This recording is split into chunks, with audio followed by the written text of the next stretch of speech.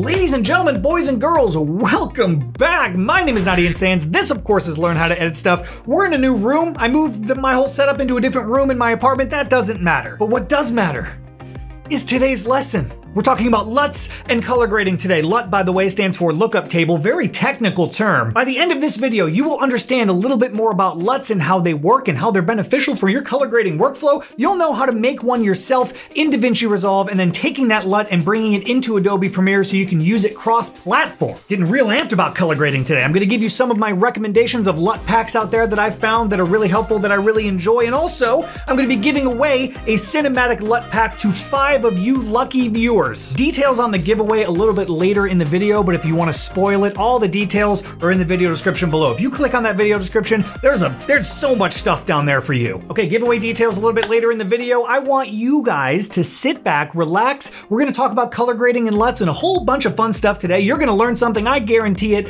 Let's get started. So you've probably at one time or another heard the term LUT before. We've gone over it already, but it stands for lookup table. It's basically a mathematical equation for assigning color data to video. Now, I'm not gonna get into the scientific nitty-gritty of it all, but in the video description below with all the other stuff, you'll find links that I found to be tremendously helpful when it comes to explaining what LUTs are. Basically, LUTs work like an input-output system. Color value in equals color value out based on a table of values, which is the lookup table. The 2 most common types of LUTs you'll see out there are 1D or one-dimensional LUTs, and there are also 3D cube LUTs. 1D LUTs are pretty straightforward and work off of grayscale values, while 3D cube LUTs work a bit differently as they assign a value in the table based on the red, green, and blue channels, also known as RGB. Using LUTs can vary wildly dependent on the type of footage that you're using, log versus graded or something like Rec 709, but we'll cover that a little bit later.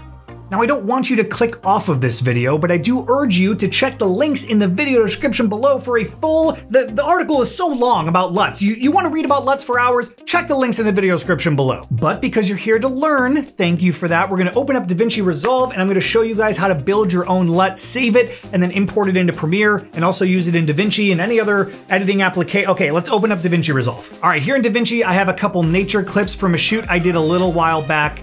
All of this footage was shot in log, so we have a lot more dynamic range to play with for the color grade. Log footage typically looks very flat, dull, and boring. That's because the camera is retaining so much dynamic range in the highlight, shadows, and midtones that we need to add that back in during the color grading process. Using LUTs on log footage can get you a variety of different results, and later I'll show you some of my favorites, but for now I'm going to show you how to make your own LUT.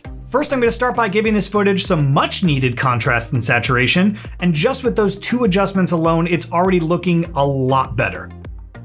Next, I'll adjust the shadows, midtones, and highlight values to get it looking a bit nicer, using the curves adjustment a little bit, and maybe warm it up a little with my color control to give it some warmth in the midtones. Oh, that's looking real nice. Now, I do have more in-depth Davinci Resolve color grading tutorials on my channel, and yes, you guessed it, links are in the video description below. Have you even looked at the description yet? At this point, you should just look at the description, but I'm gonna keep going.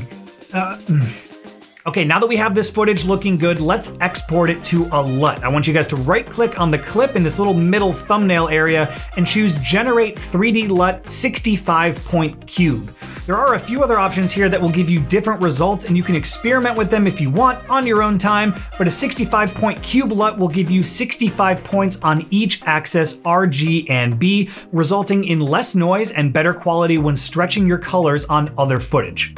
Now, I want you to save your LUTs somewhere on your computer that you can call up easily. I like to keep all of my LUTs in a folder on my computer for easy access when sending to other editors or using in another editing application. Now, to save your LUT inside of Davinci Resolve for later use, click on the LUTs panel in the top left corner, then right-click on any of the folders and choose Open File Location. Navigate one folder back to the LUT root folder and create your own folder in that root and name it whatever you want. My example here is LHTES for Learn How to Edit Stuff. Then I want you to copy and paste Control-C, Control-V your LUT into that folder.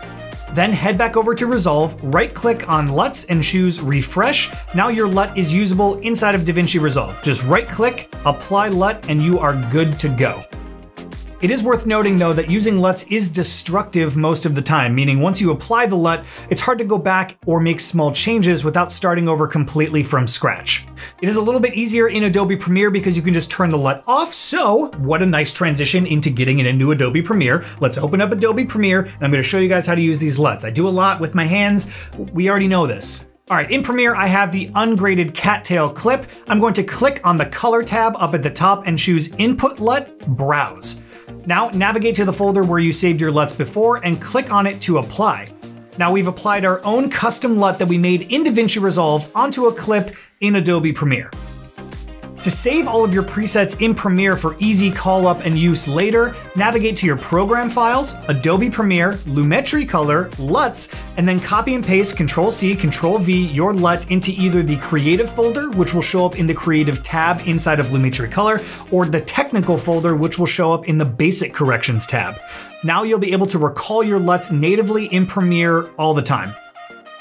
Now, applying a log LUT to footage that wasn't shot in log can be very tricky and oftentimes ends in a disastrous result. Clips that are shot with a color profile already baked into them don't have the dynamic range to handle a log LUT that was built for log footage. So if you shoot with a profile on your footage, make sure to find LUTs that also have a Rec 709 option. That will help a lot. Some of my favorite cinematic LUTs that I've been using for pretty much everything recently is from a company called Celluloid, and they come with both log and Rec 709 options, which will get you some really nice looking results.